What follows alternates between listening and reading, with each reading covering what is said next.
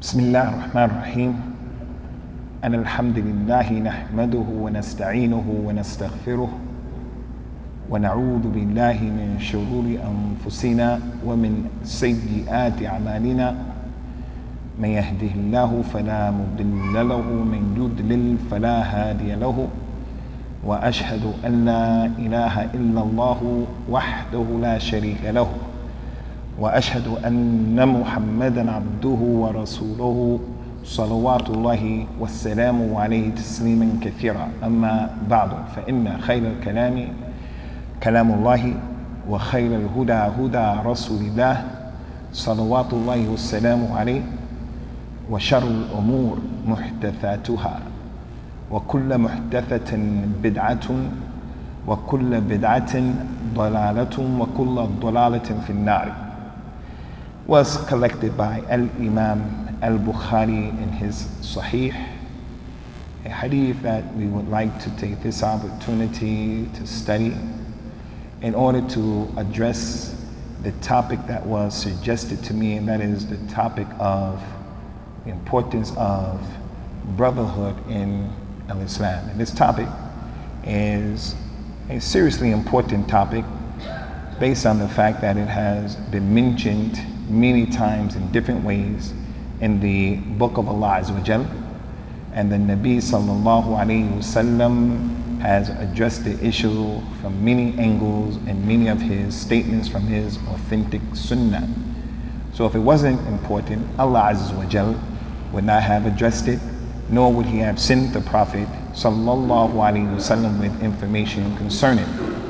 And when we look at the behavior of the Muslims today, we see that this topic is not understood, it's not comprehended. Some of the basic aspects of the brotherhood of Islam. And that's why we say and we repeat and we reiterate, Talabul ilmi faridatun ala kulli Muslim. It is a religious obligation for everybody here to do their best to try to learn as much about Islam as possible. It doesn't mean that a person has to memorize all of the Quran. Doesn't mean that he has to memorize the Sahihain. Doesn't mean that he has to become the Khatib for Yawm al-Jum'ah, but he has to know enough about his religion where he pushes off of himself or herself ignorance concerning some of the more important basic aspects of Islam. If you go to the book that was written by Al-Imam Al-Nawawi rahimahullah ta'ala, Riyadus Salihin, a book that the vast majority of us have it in our library, he dealt with this issue. If you go to the book by that Hanbali scholar, Al-Imam Ibn Muflih, who was one of the main students of Shaykh al-Islam Ibn Taymiyyah, he has a book called Al-Adab al-Shar'iyyah, where he talks about the importance of the brotherhood in Islam. Ibn Taymiyyah himself praised a book of one of the great scholars of Islam, and he praised the book because the book has a lot of benefit in it, but it also has some problems. But inshallah azawajal, the benefits outweigh the problems, and for that reason he used to talk about it. And it is the book of Imam Abu Hamid Muhammad al-Ghazali rahimahullah ta'ala. Ihya Ulum-ad-Din has in that book the fiqh of brotherhood, the arkan of the brotherhood of Islam. Islam, the brotherhood of Islam, it has some pillars. The brotherhood of Islam, it has some darajat. The brotherhood of Islam, it has some huquq. If you were to ask the average person, what type of tasawwur and what comes to your mind if you heard of the arkan of the brotherhood, what do you think? Some people would be stuck, they don't have any idea. So if the person doesn't have any idea, how would he be able to be a brother to someone else? As the Arabs say, فَاقَدُ شَيْءٍ لَا يُعْتِيهِ. The one who doesn't have something, he can't give it. I need some money from you, I need some help. You don't have money, you can't give it to me. What can you do? I don't have knowledge about it, I don't understand it. So how can I implement it? So instead of making the talk today strictly fiqhi, I just want to share a hadith that tackles the issue, and it brings some other benefits that I would like to touch upon, inshallah. As I mentioned, The hadith was collected by Imam al-Bukhari. And I think every Muslim knows that after the Quran, the most authentic book on the face of this earth is the Sahih of Al-Imam al-Bukhari. When the Muslim hears it, he perks up and he says, I'm going to take that kalam, that hadith, because the level and the weight of that book. Iyaya wa iyakum, being of those people who say, just give me the Quran, just give me the Quran. You know those hadiths, some of them are authentic and some of them are not authentic. Just give me the Quran and I'll be okay. People who believe that, they are on a inhiraf, they are on a dalala mubina. The Quran is in need of the Sunnah more than the Sunnah is in need of the Quran, as those ulama in the past used to say. You give the Quran to a man and he memorized the Quran and he knows the 7 qira'at of the Quran. He knows it with such precision and itqan. If you said to him, the last place in the Quran where Allah said, Inna Allah ghafurur rahim, the last place where that ayat is, what's the next ayat? And he can tell you without hesitating. He knows the Quran that well. You give him the Quran, you put him on an island by himself. And then you give another man the Sunnah, the authentic Sunnah from the beginning to the end, and you put him on an island by himself, and you tell both of them, practice your religion. That man over there with the Sunnah, he's going to practice all of Islam. Everything in this deen he's going to practice. Whereas the man with the Quran only, he's not going to be able to practice the Quran. The only reason why I'm mentioning this is as an example. We can't split the Quran from the Sunnah or the Sunnah from the Quran. The point is that the Quran explains the Sunnah, or the Sunnah explains the Quran. Ala kulli, the point that we want to make here, ikhwani, is this particular hadith of Rasulullah sallallahu alaihi wasallam addresses the importance of the brotherhood in Islam and some other issues. Al-Imam al-Bukhari, he brought in the chapter of the Kitab of Al-Maghazi, and other than that, that there were a group of companions from the Nabi sallallahu alaihi wasallam, and he sent those people a battalion, a patrol, a khayl, a patrol, a group of people, 15, 20, 30, and he said to them, go to the outskirts of Al-Medina to make sure that the coast is clear, to make sure that there's no imminent danger coming towards Al-Medina, because it was a hostile environment at that particular time, the sixth year after the Hijrah. So he told those people, you 12, 15, 20, go and look and make sure no one is coming to attack us. And that action of Rasulullah sallallahu alaihi wasallam is a dalil of what is known in Islam as al-ittihab bil-asbab, taking precautions and tying your camel. And then after you do that, you make a tawakkul ala Allah. The man came to the masjid, some man came to the masjid from the companions, radiyallahu anhum, and he jumped off of his camel and he just came into the masjid and he didn't tie his camel. And after he spent some time in the masjid, he got up and he went to leave with the Nabi sallallahu alaihi wasallam, and his camel was gone, and he complained, Ya Rasulullah, my camel ran off. I don't know where my camel is. People said he ran off, went into the desert. The Nabi said, why didn't you tie him? He said, because I made a tawakkul. I relied on Allah. The Nabi sallallahu alaihi wasallam told the man, tie your camel first and then make a tawakkul. Tie your camel first and then make a tawakkul. So the Nabi sallallahu alaihi wasallam is the Sayyid of the Mutawakkilin. He's the one who taught us about it and called us to it. And he used to do it. Go on the outside of Medina and make sure we're not in danger. So those people went out there, and while they were out there was a man who was traveling that the companions saw as being a threat, and they grabbed him. They held siege to him. They grabbed him. And they brought him to Al-Medina, to the Nabi sallallahu alaihi wa ala alihi wasallam. When they brought him to the Nabi, he said, do you know who you caught? Do you know who that man is? They said, Allah and his messenger knows best. He said, you caught Thumama ibn Uthal. Thumama, thu. Most of us heard Abu Hurayrah, we heard Abu Bakr, Umar, Uthman, Ali, Aisha, Khadija, radiyallahu anhum ajma'in. We heard those names. Many of us may not have heard this man, Thumama ibn Uthal. He was the Sayyid of a tribe called Bani Hanif. The Nabi said, take him and tie him up to the pillar inside of the masjid. Go and tie him up. He's a captive. So they took him to the masjid and they tied him up. The Nabi went home, sallallahu alaihi wasallam, and he did whatever he did inside of his house. And then he came out in front of everybody, in front of everyone. And he said to this man, Ya Thumama, kayfa ajiduka? What's your situation, Thumama? What do you have to say for yourself now, Thumama? Because this man, Thumama ibn Uthal, he was a terror. He was an ignited fire upon any and everyone who embraced Islam. He caught some of the companions and he just killed them. And he just didn't kill a person. Thumama would take you and tie your extremities up to 4 horses and let those horses run in different directions and pull your limbs apart and leave you in the sun to bleed to death and to bake. You would bleed out. Thumama would take a person by his legs and pull him over burning coals back and forth.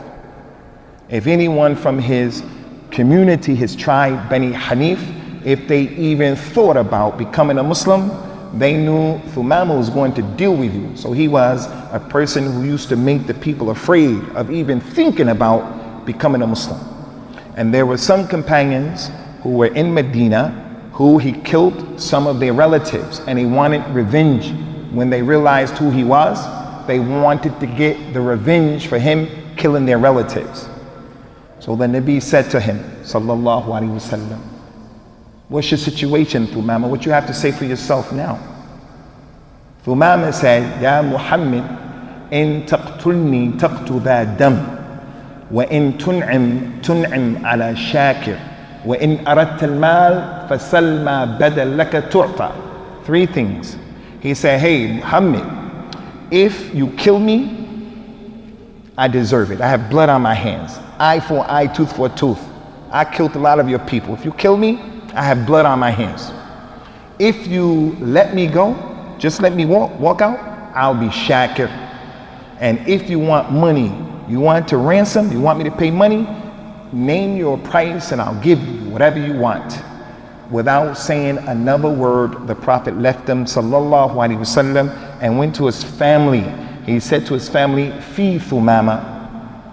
They brought the camel, they milked the camel, they gave him 1 bowl of milk, he drank it, and the milk was on his mustache, and he licked it. They gave him a 2nd bowl, a 3rd bowl, 4, 5, 6, 7. After 7 bowls, he acted as if he had enough. And he stayed in the masjid all day, and the Nabi didn't come back to him, sallallahu alaihi wasallam. The next day, the Nabi came to him and said the same thing that he said yesterday. Ya Thumama, kayfa ajiduka? Ya Thumama, what you have to say for yourself? What's your situation? Thumama, he raised his voice, he became more angry. He said, Kama qulta laka al-bariha, ya Muhammad. It's what I told you yesterday, Muhammad. If you kill me, I have blood on my hands. If you let me go, I'll be appreciative. If you want money, ransom, I give you all of the money that you want. Without saying another word, the Nabi went and said, Feed Thumama. They brought him some milk. 1 bowl, he drank it. 2 bowls, 3, 4, 5, 6, 7. He left him in the masjid all day. He didn't speak to him again. The 3rd day, hey Ikhwani, this hadith is in Sahih Bukhari. It's not like some story, Rumpelstiltskin, Goldilocks and the 7 wolves.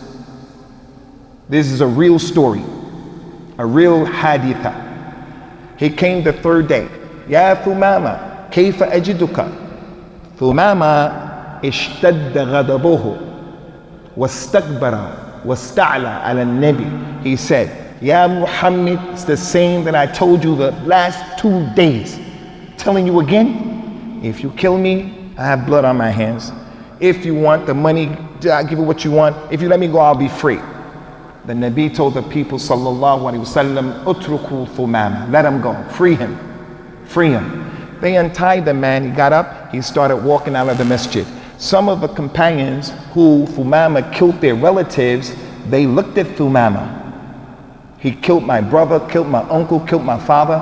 And the hamiyya of al-jahiliyyah, that thing that the Arabs used to have, where when they wanted revenge, they would get revenge and they would go overboard. But since these people were Muslims now, and the Prophet gave an order, sallallahu alaihi wasallam, no one had anything to say. They just looked at him. He went out of the masjid. The people became preoccupied, busy in the masjid, doing what was from the Sunnah of the Nabi sallallahu alaihi wasallam. That one is reading the Quran, and that one over there is learning this, and that one over there is doing dhikr, that one over there is lying down, and the people were doing what they did. Out of nowhere, Thumama came back through the door. He came back through the door, and he started to walk towards the Nabi sallallahu alaihi wasallam. He had water dripping from his beard. From his beard, although Thumama was from the mushrikeen, and that's because the Arabs used to have beards even in Jahiliyyah. To them it was a sign of ar-rajula, being a man. It's one of the signs of being a man. To them, before Islam came. He came walking, his clothes were wet. His clothes were wet, and water was dripping. He came up to the Nabi sallallahu alaihi wasallam, and everyone watched him. When he arrived, he said, Ya Rasulallah, there was never a religion that I hated more than your religion, and now your religion is the most beloved religion to me. Ya Rasulallah, there was never a city that I hated more than your city, Al-Madina, but now your city is the most beloved city to me. Ya Rasulallah, there was never a face that I hated more than your face, but now your face is the most beloved face to me. The Prophet told him, sallallahu alaihi wasallam, sit down, Thumama, sit down. He said, bring some food. They brought some milk. They poured one bowl of milk.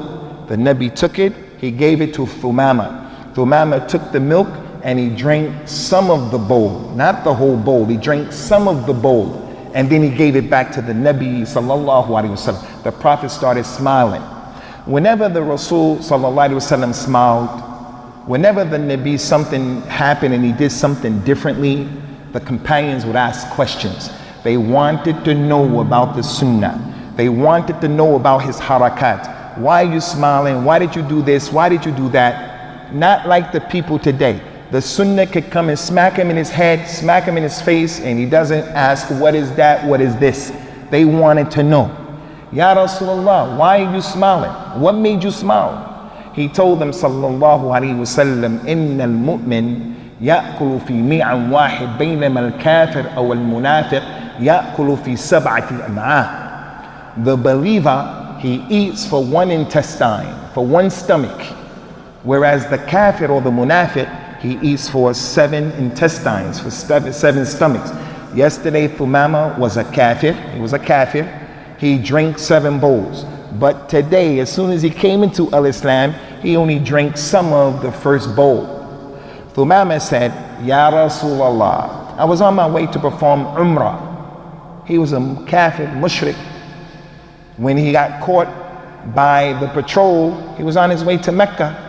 Ya Rasulullah, I was on my way to perform Umrah when my brothers from your patrol caught me, when my brothers caught me. And now here I am. Should I go and make my Umrah? The Nabi, he told him, yes, go and complete your Umrah. So they prepared him and he left. From Medina to Mecca, the time that it took for him to get there, the news, the false propaganda, it already preceded him. When he arrived in Mecca, Abu Lahab, Abu Jahl, Umayyah ibn Khalaf, Uqba, all of those people came and they approached him and they said, hey Thumama, we heard that you sabata, we heard you changed your religion. We heard that you changed your religion. They used to call the Muslims who embraced Islam by this word. They wouldn't call them a Muslim. They said, we heard that you became like these people. Thumama didn't get afraid. He didn't dance. He didn't apologize about his Islam. He said, La wallahi, walakinni aslamtu مع محمد رسول الله صلى الله عليه وسلم ووالله الذي لا إله غيره لن تأتيكم حبة الشعير من بني حنيف حتى يأذن فيها رسول الله صلى الله عليه وسلم. He said, no, I didn't know what you're talking about, become something else. Instead, I embraced Islam with Muhammad Rasulullah sallallahu alaihi wasallam. And I swear by Allah, I swear to you, people of Quraysh, not a single grain, not a bag of grain, not a bag. He said, not a single grain of wheat that I used to send you from my tribe.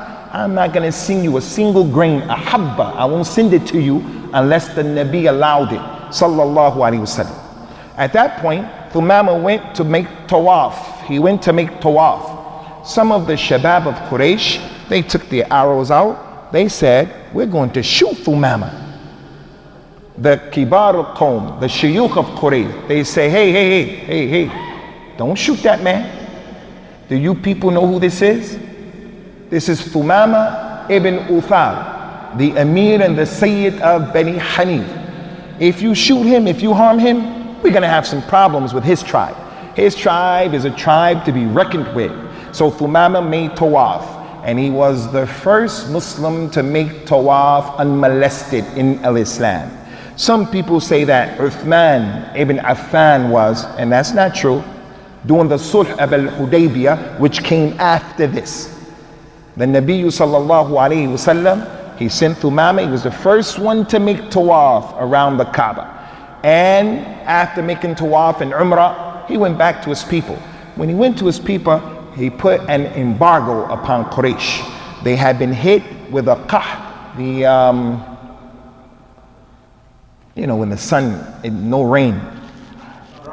They were hit with a drought and they started dying from hunger. In addition to that, Thumama kept the food back. So they wrote a message, Ya Muhammad, tell Thumama to give us a break. Tell Thumama to send us the stuff. So Thumama, because of the amr of Rasulullah sallallahu alaihi wasallam, he raised the embargo. And the Islam of Thumama and his people, his tribe, it helped to further solidify the power of the Nabi sallallahu alaihi wasallam in the Arabian Peninsula. That's the hadith in Sahih Bukhari.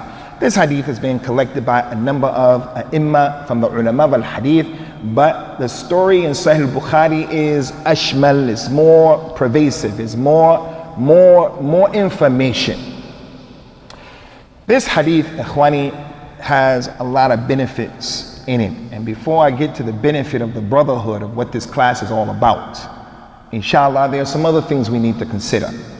This hadith, Akhi Bilal, it goes to show Umar that the Nabi sallallahu alayhi wasallam, he wasn't a person who forced people to become Muslims. It is kadhib and iftira. It is a big lie. It is a big lie that al-Islam spread by the sword. Meaning, he came and said, if you don't accept Islam, I'm going to kill you. The false propaganda of non-Muslims. This hadith of Thumama is just one of the plethora of ahadith and examples in the Sunnah where the Nabi consistently gave people a break who deserved to be killed. People who were like Thumama, worse than Thumama, and he used to let them go. So you can almost say that his Sunnah was to let people go. Some people, he didn't give them a break. When he conquered Mecca, he let all of the people of Mecca go, although they killed Hamza. They killed many of his companions, Mus'ab ibn Umair. They did a lot of craziness. But 3 men, the Nabi told his companions, if you companions find these 3 men, even if they're hanging on to the Kaaba, I want you to kill them. And the reason for that is, those 3 men used to make poetry and they used to describe the mahasin of his wives, radiyallahu anhunna. They don't know anything about the mahasin of the Prophet's wives, sallallahu alaihi wasallam, but it goes to show the Nabi was a man who had ghayra. When it came to his women folk, he didn't play that stuff.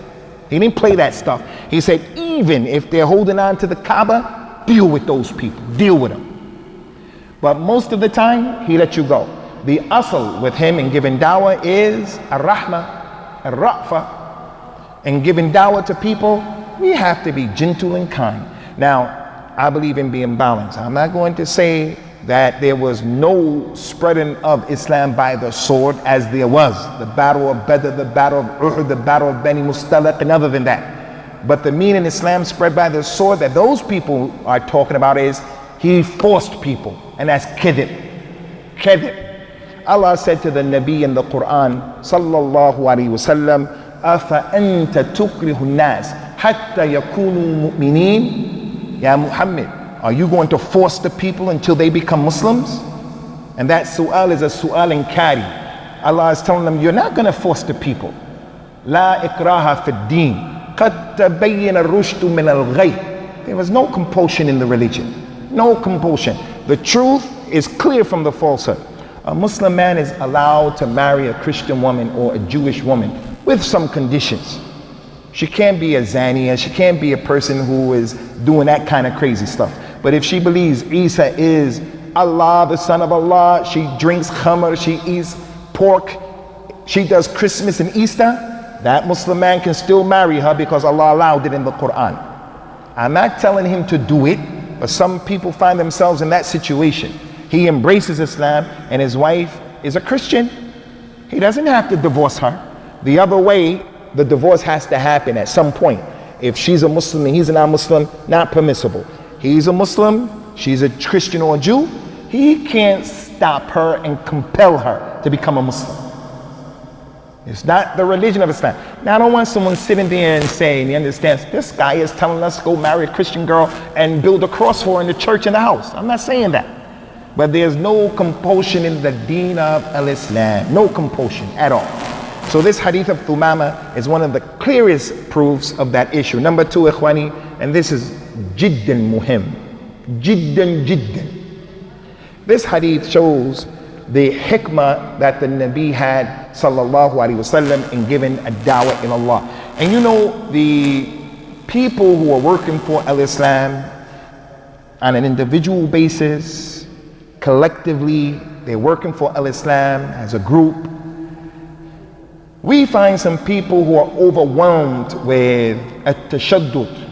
They're rough, they're tough, they're extreme. They go overboard. They're too rough, they have no hikmah. All they can see is what's in front of their noses. But they don't look at the awaqib of the affair. What are going to be the results of this decision that you're about to do? What's going to be the result? That's what the Nabi used to do, sallallahu alaihi wasallam. He used to look way down the line. If the Nabi would have killed Thumama as he deserved to be killed because he made fitna and fasad in the earth, and that's the hukum for the one who makes fitna and fasad, there would have been benefit in killing Thumama. Perchance, those people who like Thumama would have taken heed and caution. This will happen to me if they catch me. There's going to be some benefit. But the benefit of tying Thumama up and Thumama becoming a Muslim far outreached that small benefit. His whole tribe became Muslim. The Nabi got power in the Arabian Peninsula, sallallahu alaihi wasallam. Rasulullah could have told the rich people from the companions, Abu Bakr, Uthman, Abdurrahman ibn Auf, Abu Talha al-Ansari, hey, I want you to build me a house over there, a small house. I'm going to make it a prison. Anytime we find a prisoner, we're going to put him in the house. But the Nabi sallallahu alaihi wasallam told the people, tie him in the masjid. I just want to say very quickly to a brother that I've been spending time with, because something may come to his head and he may say, hey, isn't that a proof that non-Muslims can come to the masjid because the Prophet had Thumama in the masjid? No, that's not a proof, because Thumama's situation happened before the ayat of Surah Al-Bara'ah, At-Tawbah. Surah At-Tawbah was revealed. إنما المشركون نجس فلا يقربوا المسجد الحرام بعد عامهم هذا وإن خفتم عيلة فسوف يغنيكم الله من فضله إن شاء. He said, after the Hajjatul Wada', the farewell pilgrimage, Allah revealed Surah At-Tawbah, one of the last surahs that were revealed. He said, verily the polytheists are najis. The big najis, and the meaning of najis here is their aqidah, what they believe, shirk, kufr. And they also have najasa in their clothes, but it's not talking about that. So you can shake the hand of a non-Muslim and you don't have najis, you don't have to wash your hand. Don't be of those people who say, Allah say you're najis and you don't shake their hand. You can't hug your mother. Why? Why you can't hug me? Because you're Muslim. Allah said you're najis. And then she runs away. So what kind of religion is that? So the point, ikhwani, the hikmah of the Nabi in ad-dawah ilallah. I want to share this with you, brothers, for those who don't know, especially my new student, Mus'ab. Pay attention, boy, pay attention. The definition of hikmah, for you brothers who are not Arabs, and for you Arabs as well, they translate al-hikmah as being wisdom, and it is that, it's a part of it. But the meaning of hikmah is وَضْعُ شَيْءٍ فِي مَحَلِّهِ الْمُنَاسِبِ, putting things in their proper place. Knowing where to put things at. Knowing when to be strong. Knowing when to be soft. Knowing when to talk. Knowing when to be quiet. Knowing when to be still. Knowing when to move. You can't be shadeed all the time. If you're shadeed all the time, you don't have hikmah. If you're soft all the time, you don't have hikmah. Allah is Al-Hakim. From His name is, He's Al-Hakim. He put everything in a proper place. If He gave this man 12 sons, and He didn't give you anything, don't ever say, why is that? Because Allah knew what He was doing. If He made this one 12 daughters, 2 daughters, 1 daughter, and didn't give him, don't say why. Allah made that man rich and He made you struggling. Don't say why. Allah knows who to give money to, who to not give money to, who to make it easy for, who, and Allah knows that. So part of the aqeedah of the Muslim concerning the names and the attributes of Allah, His asma and His sifat, is that the Muslim knows that characteristic, it befits the majesty of Allah Azza wa Jal. He knows the halal and the haram in Islam, whether you understand it or you don't understand it. It's not for you to debate it. It's for you just to say, I hear and I obey. You don't have to understand. You don't have to understand. Sometimes it's difficult to understand, sometimes it's not. There was a man, he came to the Nabi sallallahu alaihi wasallam and he walked up to him. He said, Ya Rasulullah, can I kiss my wife while I'm fasting? The Prophet sallallahu alaihi wasallam said, yes, doesn't break your fast, and he left. Another man came through the other door in front of the same people. He said, Ya Rasulullah, can I kiss my wife while I'm fasting? He said, no. He said, no. And the man left. The companions didn't sit there like some of the people today and they say, you see those hadith? You see those hadith? How they contradict each other? They didn't say that. Leave me with from those hadith. Just give me the Quran. That's it. But they did what Allah told them to do. They did what Thumama did. Allah Ta'ala told us in the Quran, فَاسْأَلُوا أَهْلَ الذِّكْرِ إِن كُنْتُمْ لَا تَعْلَمُونَ. Ask those who know if you don't know. Someone who knows will explain what the contradiction is. Someone who knows will say, you see that hadith that conflicts with that one? This one is weak and that one is authentic. You don't know that, he knows. Someone who knows will say, you see that hadith right there? That one used to be the ruling, but this one came down and abrogated it. So this one takes precedence over that. You see that hadith? And then he'll harmonize it like the Prophet did. The Prophet said in this case, sallallahu alaihi wasallam, you see that man who came there? That man was a sheikh, kabir. He was a sheikh. He was in control of his shahwa. So if he kisses his wife while he's fasting, that's all, it's going to stop right there. He kiss her and it's it. Keep it moving. As for that man, he's a shab. He's a young man. If he kisses his wife, the next step is going to be something else. It's going to be a problem. So the point here is, if that happens to you and you can't understand, don't be one of those people mutakabbir and you start saying, I don't understand it, so I reject it. You should know that Allah is Al-Hakim.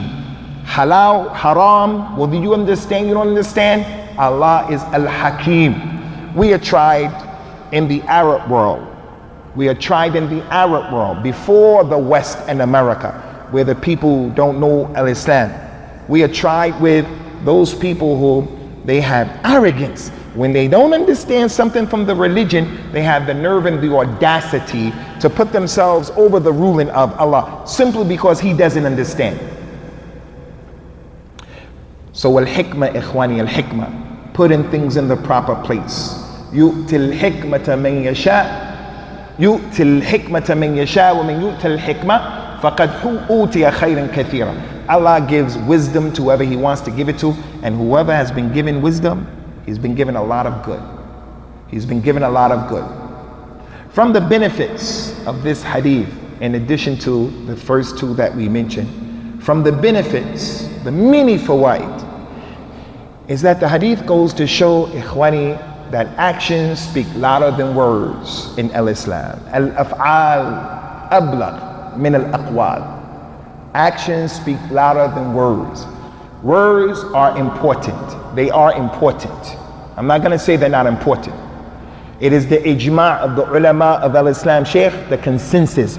All of the ulama of Islam of the opinion, if a person can say ashhadu an la ilaha illallah wa ashhadu anna Muhammad abdur rasul to come into the religion, he has to.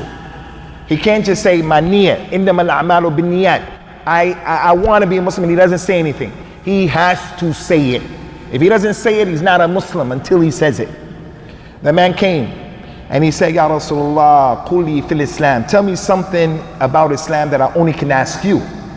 I only can ask you. The Prophet told him, sallallahu alayhi wasallam, qul amantu billahi thumma istaqim. Say, I believe in Allah, and then have istiqamah. You have to say, I believe in Allah. You have to say. I have to say to my wife, hey, I love you. I have to say to my children, hey, I love you guys. Because if you never say that and you just take it for granted that they know, it's a problem. You have to say. But actions, they speak louder than words. Because you can say and scream on the microphone the way the Muslims back in Europe scream on the microphone about establishing the Islamic State, and all, you can scream all you want, but our condition, the reality of the ummah, clearly shows and indicates that we're not ready for the establishment of the Islamic State over there, because we haven't even established it within our own selves, within our own homes. Issues like brotherhood in Islam are not even established. So actions speak louder than words. Where does it come from in the hadith? Clear. The Nabi tied Thumama up, sallallahu alayhi wasallam, radiyallahu anhu. He didn't say anything to Thumama except, Thumama, what's your situation? He didn't say, hey Thumama, the arkan of al-Islam are 5. The shahadatain, as-salat, az-zakat, sawm, rama. He didn't say that. Thumama, the arkan of al-iman are 6. Believe in Allah and the malaika and the kutub, believe in the rusul, believe in yawm al-akhir, believe in the qadr. He didn't say that. Hey Thumama, today, the 3rd day, I'm going to teach you the 3 aqsam of a tawheed. Tawheed al-uluhiyyah wal-rububiyyah wal-asma. He didn't say that. He left Thumama to look at the companions. He left Thumama to see the role of the masjid in ad-dawah ila Allah. He left Thumama because the Nabi, with his hikmah, he knows that Thumama, he's not like the ammat al-nas, the ghawgha. The ammat al-nas, the regular people, the vast majority of human beings, they're just copycats. They want other people to think for them. They don't think for themselves. They look at their leaders and they look what their leaders put out for them, and that's their opinion, what the ammat al-nas says.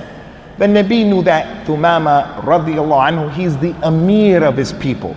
That man has intellect. He's an individual, as he said, sallallahu alaihi wasallam, خيركم في الجاهلية خيركم في الإسلام إذا فقهوا. The best of you in Jahiliyyah is the best of you in Islam if you get fiqh and fahm of the religion. So he knew that he can leave that man tied up, and that man is going to see the role of the masjid in al-Islam. What did Thumama see? Thumama saw a lot of things, ikhwani. Thumama saw how the companions respected Rasulullah sallallahu alaihi wasallam. Those 3 days he said, Ya Muhammad, and he was raising his voice, being arrogant and nasty. But after that he became a Muslim. He said, Ya Rasulullah, because that's what he saw the companions doing, radiyallahu anhu. Allah Ta'ala told the companions in the Quran, لا تجعلوا دعاء الرسول بينكم كدعاء بعضكم بعضا. You people, don't call the Rasul the way you call one another. Hey Ibrahim, hey Abu Umar, hey Bill, hey Umar Bill. Don't call the Nabi, hey Muhammad. Don't call him like that. You have to call him Ya Rasulallah, Ya Nabi Allah, Ya Habib Allah, Ya Khalil Allah. Thumama came and he said, your face is the most beautiful face to me now. I love your face more than anyone else. That used to happen with a lot of companions. Amr ibn al-As was one of the serious Arabs in Jahiliyyah. When he embraced Islam, he told his students from the Tabi'een, Amr ibn al-As, he told the people, I used to hate Rasulullah with a passion. I hated him with a passion. My heart used to boil with hatred for him. But after I embraced the religion, I stopped looking him in the face out of love and reverence and respect. He said, if you ask me today to tell you how he looked, I couldn't describe him because I wouldn't look at him in his face. They call that the haiba of the ulama. The big scholars, they have that. It's like what you should have with your mother, with your father and your father's brother, with your wife's father. But now, in Europe, especially in Europe, the little kid grows up in Europe. He comes from a Muslim family. His ethnic background is known to be Muslim. He'll say to his father, yo, Ahmed, what's up? He'll say that to his father. He calls his father by his first name. But the father has no one to blame other than himself because he put the child in that environment. Or he put that child in that environment. He didn't do anything about it. So those companions, they understood this. Ya ayyuhalladhina amanu la tarfa'u aswatakum fawqa sawti an-nabi wa la tajharu lahu bil qawli ka jahri ba'dikum ba'da an tahbata a'malukum antum la tash'urun. Oh, you believe, don't raise your voices over the voice of the Nabi sallallahu alaihi wasallam the way you do it with each other. Don't do that, because if you do that, that will render your deeds null and void. So they used to lower their voices. They used to lower their voices. They used to deal with the ulama with respect. They used to deal with people who are older with respect. That man, he's a sheikh in terms of his age. He's a sheikh. You may have more knowledge than him. But based on the strength that he's an older person, you have to respect him. Man shaba shaybatin fil Islam. كانت له نورا يوم القيامة. Whoever gets white in his beard, in her hair, in Islam is going to be nur yawm al-qiyamah. Too many ahadith telling us those companions respected the Nabi sallallahu alaihi wasallam and anyone who has a position, a mansab similar to his, especially the ulama. And this is why, ikhwani, if we find there's a scholar who, we don't say any scholar is ma'soom, he's mistakeless. We find a scholar, he made a mistake and we don't like the mistake that he made. I don't agree with what he said. I cannot play games with his name. I can't try to really put him down. I just have to be patient with the situation and address it in what is and in the way that is legislated. Just like your mother, just like your father, just like your aunties and so forth and so on. So those companions, they had respect for the Nabi. I'm almost finished. I just start with these last 2 points, inshallah. From what Thumama saw is he saw the brotherhood in al-Islam. Who else told Thumama? Who told Thumama? Who told him that he was drinking too much of the milk? Who told him that? No one came and told him that. Nothing in the hadith suggests that. Nothing in the hadith suggested. Who told Thumama to make a ghusl? He was seeing the people. Maybe he was in the masjid Monday, Tuesday, Wednesday. Maybe he was there Wednesday, Thursday, Friday. We don't know, but the 3 days that he was in that masjid, the hadur, the number of the people who came, the activity, it was the same. The masjid was the focal point of the lives of the Muslims. Some of them used to have to go way out in the desert. That person, no problem. But it was the place. You borrowed money from a man, okay, when you pay me that money back, meet me in the masjid. Give me that money in the masjid. You want to get married to his family? You want to marry family? Here you go, let's meet in the masjid. We'll have the meeting in the masjid. It was the place that the companions used to have respect for. You go into the masjid of the Muslims today, the ahkam of the masjid are lost left, right, and center. Especially those things in the masjid that solidify the brotherhood. Look what Thumama saw. Look what Thumama saw. No, he didn't see the napkins. I just spilled the water right here. Thumama radiallahu anhu was tied up in the masjid. When it was time for salat, Bilal ibn Rabah did not make the adhan at the microphone or inside of the masjid. He used to go out and get on top of the roof of the masjid so that the people outside can hear the adhan. Thumama is asleep early in the morning, and Bilal gets up and he says, Allahu Akbar, Allahu Akbar, Allahu Akbar, Allahu Akbar. Thumama wakes up, Salatul Fajr, and he sees people come into the masjid early in the morning. He's the chief of Bani Hanif. This is not something that he knows about. And it's the man of color who got up on that roof, and the people are coming.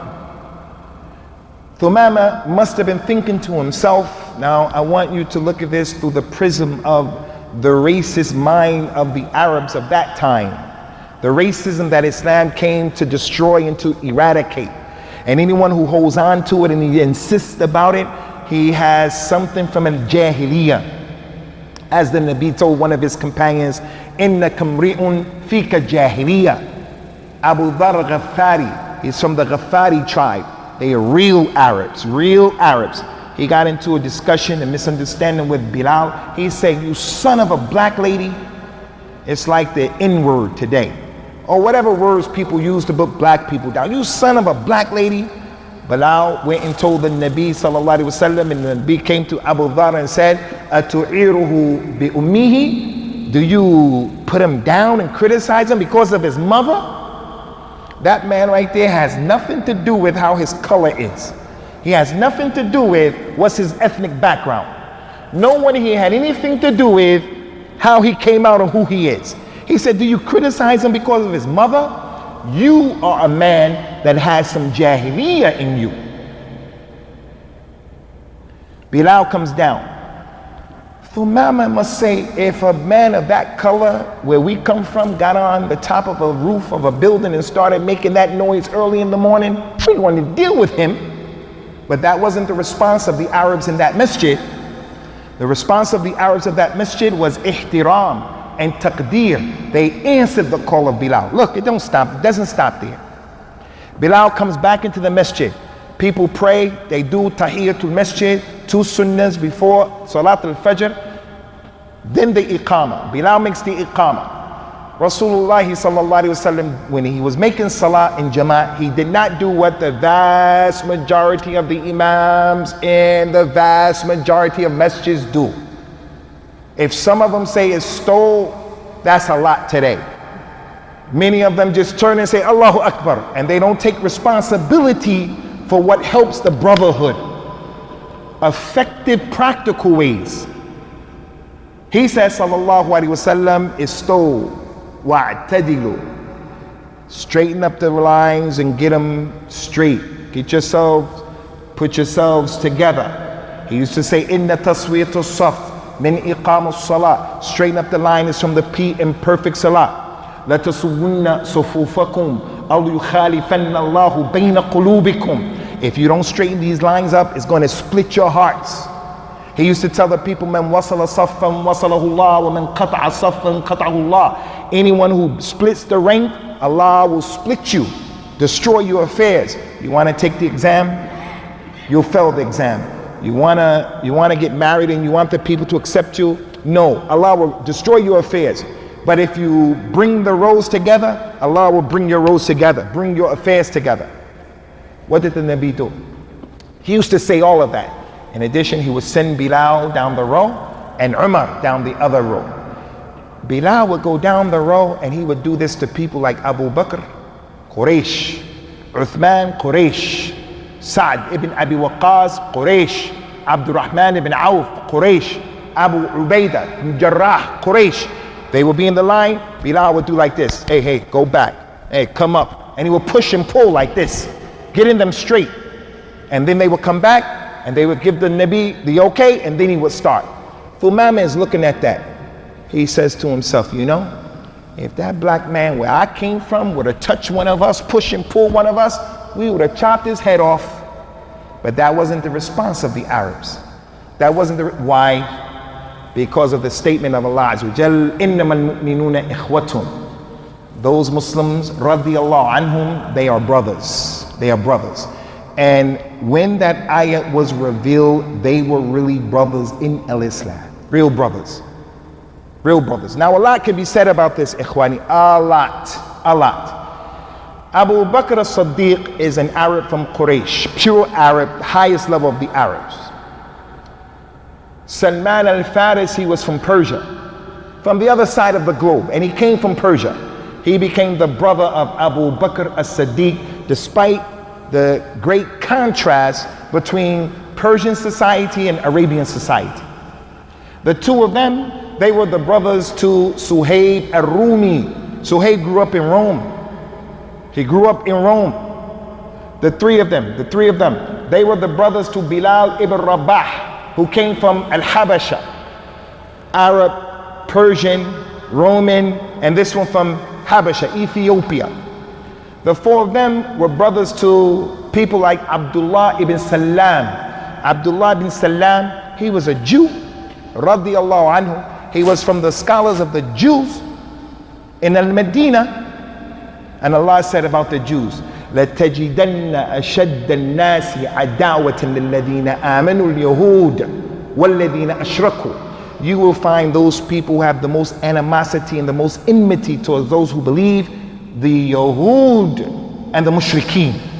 They hate the Muslims more than anyone else. They hate the Muslims because of their shirk, and the Yahud hate the Muslims because of their hasad and their haqd, and because they just have those sicknesses that were with them when they used to kill their prophets and their messengers, salawatullahi wa salamuhu alayhim ajma'in.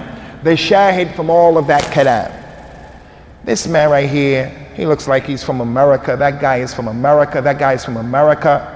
This brother right here, he comes from Algeria. That one over there, he comes from Pakistan. And that one, he comes from Indonesia. And that one, he comes from Al-Medina. And that one over there, he comes from China. And that one, he comes from Japan, and on and on and on. The ethnicity of Al-Islam, when you look on any given day, you'll see a sea of different ethnic backgrounds.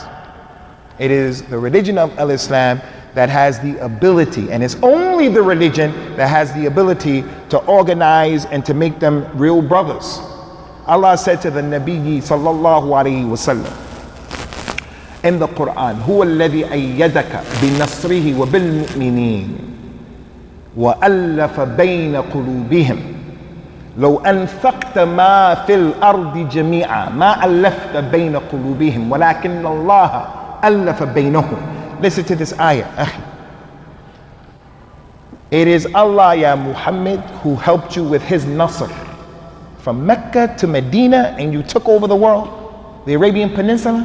Allah is the one who helped you with his nasr, and he helped you with the believers, radiyallahu anhu. Allah is the one who brought their hearts together. If you would have spent all the money in the world, you would have never brought their hearts together, but Allah was the one who brought their hearts together. All of money in the world, if someone came to the people sitting here and they say, hey, I'm going to give you 100,000 pounds. I'm going to give you 100,000 pounds and you 100,000 pounds. Just be the brother to the next guy. You'll say, yeah, I'll take it. You say, yeah, I'll take the 100,000 pounds. But after a while, some people in this place, you're going to be like, man, get out. I don't want this money no more. Because I can't handle this guy. I don't want to be his brother. You can have your money right in your face. Get out of here, man. Because it ain't, you can't pay me enough to be a brother to this guy. So all of the money in the world is not what makes a person a brother. What makes a person a brother to another person is when a person has iman and he fears Allah Azza wa Jal. He knows Yawm al-Akhir. He knows لا يؤمن أحدكم حتى يحب لأخيه ما يحب لنفسه من الخير. He knows all of those ahadith. So as a result of that, he has a religious responsibility to make jihad against himself in order to be the brother to another brother. I'm going to stop here, inshallah Azza wa Jal. I just want to thank all of you brothers for the opportunity, especially those who had something to do with giving me this chance to come here to remind you of the brotherhood of Al-Islam. There are a lot of things that can be said about the brotherhood of Al-Islam, but in what we have said, inshallah ta'ala, is kifaya, inshallah. Subhanaka Allahumma wa bihamdika wa ashhadu an la ilaha illa ant astaghfiruka wa atubu ilayk. Wassalamu alaikum wa rahmatullahi wa barakatuh.